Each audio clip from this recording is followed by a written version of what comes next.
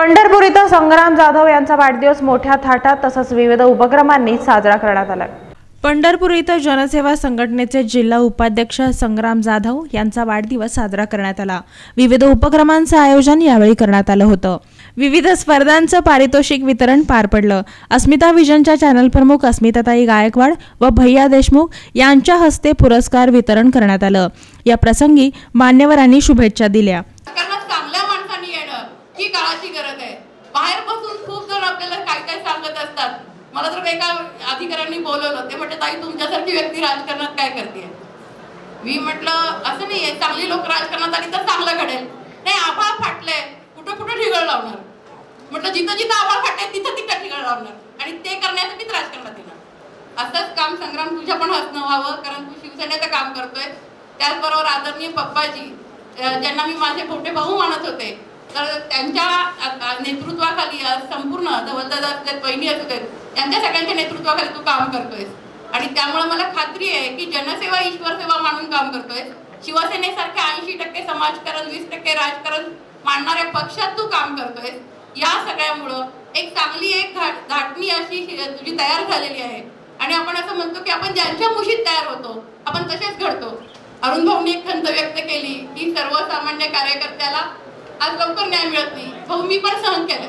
तुम्हाला सगळ्यांना माहिती आहे, संपूर्ण सोलापूर जिल्ह्याला माहिती आहे की आज माझ्या म्हणजे किती सहन केलंय, पण प्रत्येक सहन करताना मी फक्त शिवसेना प्रमुखांना आठवायचे आणि त्यावेळेस मला असं वाटायचं की मी सर्वसामान्यांचं काम करत राहिलेला मला न्याय एक दिवस नक्की मिळणार आणि मला 100% खात्री आहे की आपण काम करत राहिलो, काम करणाऱ्या माणसाला न्याय हा मिळतच असतो आणि पॉझिटिव्ह भूमिका घेऊन आपण काम करतोय।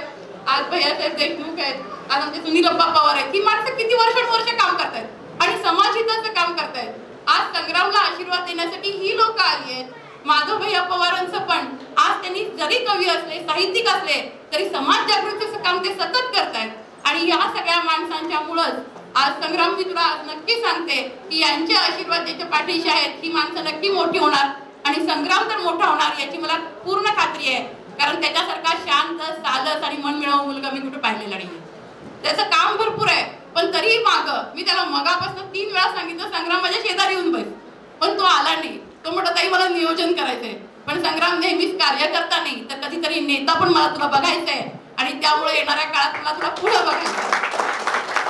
कारण प्रत्येक वेळेस आपण असं बघतो की जी लोक मागं राहतात की पाठीमागचे कलाकार, लोक खूप सांगतात त्यांना पडद्यामागचा कलाकार आहे, आमचा खूप चांगला कार्यकर्ता आहे, पण त्यांना अशी इच्छा असते की आपणच पुढे राहावं आणि एकदम मागच राहावं। पण माझी अशी इच्छा आहे संग्राम तू माझ्या एक जाऊन पुढे जावंस आणि राजकारणात समाजकारणात एक चांगलं नावलौकिक या सोलापूर जिल्ह्यातच नाही तर संपूर्ण महाराष्ट्रामध्ये तू मिळवावंस, ही इच्छा तुझी बहीण म्हणून हीच माझी शुभेच्छा आज तुला आहे।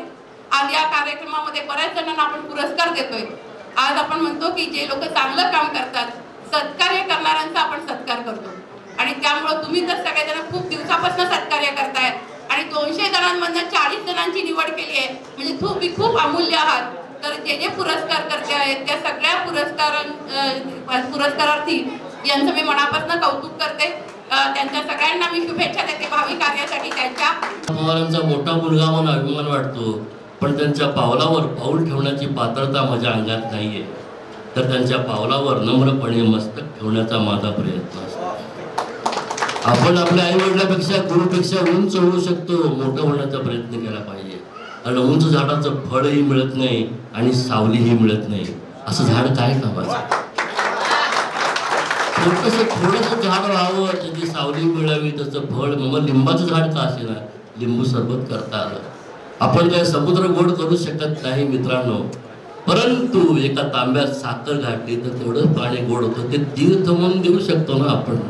तेवढं तरी कार्य केलं तरी पुष्कळ आहे। आजचा सत्कार हा खरा सत्कार आहे, कारण हा कोणी करोडपती नाही, कोणी राजकारणी नाही, असं असताना त्याचा सत्कार होतो आणि माझ्यासारख्या फकीराला वाटतं की नाही आपण जाऊया त्या कार्यक्रमाला। काही आमंत्रणं टाळायची असतात, काही पाळायचे असतात, काही स्वतःहून त्या कार्यक्रमाला यायचं असतं। स्वतःहून येण्याचा हा कार्यक्रम आहे असं मला वाटतं आणि तुम्ही लोकांनी जे कौतुक त्याचं केलेलं आहे त्याच्याबद्दल राणा पवारांच्या अशा ओळी 4 कौतुक करणाऱ्याचं मन आभाळ एवढं असावं लागतं कौतुक करणाऱ्याचं मन आभाळ एवढं असावं लागतं, मागून ते मिळत नसतं, जन्मताच ते आणावं लागतं, जन्मताच ते आणावं लागतं. असं कौतुक हे पंढरपूरच्या लोकात आहे. हे पाहून मला फार समाधान वाटलं. आज माणूस आपल्या दुःखाने दुःखी होत नाही, दुसऱ्याच्या सुखाने दुःखी होतोय. तो सुखी आहे ना, मग माझ्या पोटात पोटसूड उठायला सुरू होतं. अशी काहीशी भावना सुरू झालेली आहे. आणि त्यातून आज खेडेगावात सुद्धा फ्लॅट संस्कृती आली. हे फार दुःखाची गोष्ट आहे. फ्लॅट संस्कृती आली, संस्कृती फ्लॅट झालेली आहे. 2 घरात 9 इंचाचं अंतर, एक उभी वीट असते, एक आडवी वीट असते. 2 घरात 9 इंचाचं अंतर आहे. मन मात्र मनापासून लाखो मैल दूर आहे. एका सकाळी फ्लॅटमध्ये चाललेला संवाद, बायको नवऱ्याला म्हणाली, अहो ऐकलत का, आपल्या बाजूचे आजोबा वारले ना. बाजू चापट मारले की ऐकू येतं. फ्लॅटमध्ये एवढं कमी भिंत असते. नवरा जेव्हा निर्लज्ज प्रतिक्रिया, सारं खरं पण तुला कसं काय समजलं. त्यावरती म्हणजे अय्या मला कुठं समजायला, हे काय वर्तमानपत्रात छापून आलं. ही जर कंडिशन फ्लॅटमध्ये असेल तर कसं होणार पुढं. माजी सहकाराचे मंत्री होते, माजी खासदार होते, त्यावेळेस मी पप्पासाहेबांचं ह्या जिल्ह्यातला रुबाब दरारा पाहिलेला होता. आणि त्याच व्यक्तिमत्वाकडे मी प्रेरित झालो होतो. आमचे पाटपूरचे भैयासाहेब असतील, अरुण भाऊ होळी असतील, ही माणसं त्यावेळी जनसेवा संघटनेमध्ये काम करत होती. मी ह्यांच्या हाताखाली काम केलं आणि मला ह्या जनसेवा संघटनेनं आदरणीय स्वर्गीय प्रतापसिंह मोहिते पाटील साहेबांनी खूप मोठं मला नाव दिलं. आमदार फंड दिला, खूप सारं दिलं.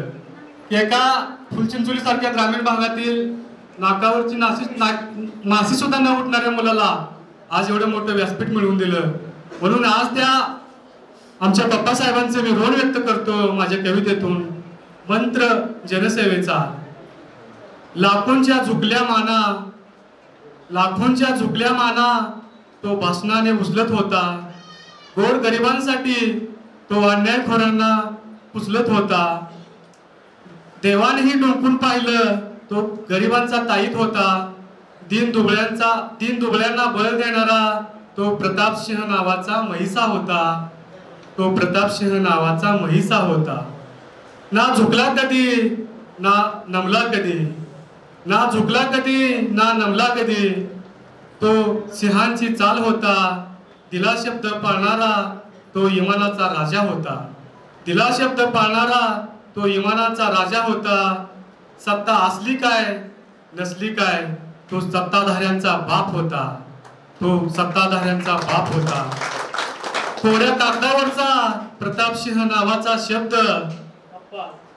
कोऱ्या कागदावरचा प्रतापसिंह नावाचा शब्द तो सरकारी दप्तरी लाख मोलाचा होता. धमन्यात पेरली जनसेवा तो शेतकऱ्यांचा आवाज होता.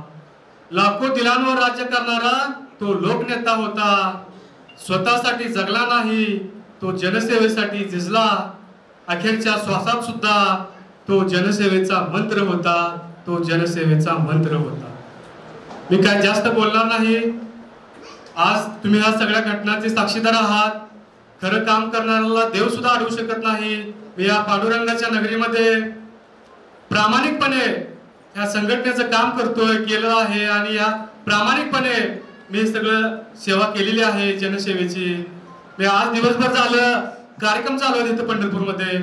सकाळी टाइम 11 वाजता काव्य स्पर्धेचं उद्घाटन केलं. तर इथं महाराष्ट्रातून पुल्ले पडले असे 200 साहित्यिक आले होते. एवढं छान त्याने आपल्या काव्य शब्द सुराने मला वाढदिवसाच्या शुभेच्छा दिल्या. तर मला आज असं वाटायला लागलं की मी इतके दिवस झाले सत्कार मोठे मोठे कार्यक्रम घेतले वगैरे झाले, परंतु मला कधी वाटलं नाही, तो देखावा वाटला. परंतु आज ह्या सगळ्या महाराष्ट्रातल्या साहित्यिकांनी मला शब्द सुमनाने शुभेच्छा दिल्या. त्या खऱ्या मला आज शुभेच्छा वाटल्या. या प्रसंगी महादेव पवार, प्राजक्ता गव्हाणे, कवी माधव पवार यांच्यासह अन्य कार्यकर्ते उपस्थित होते.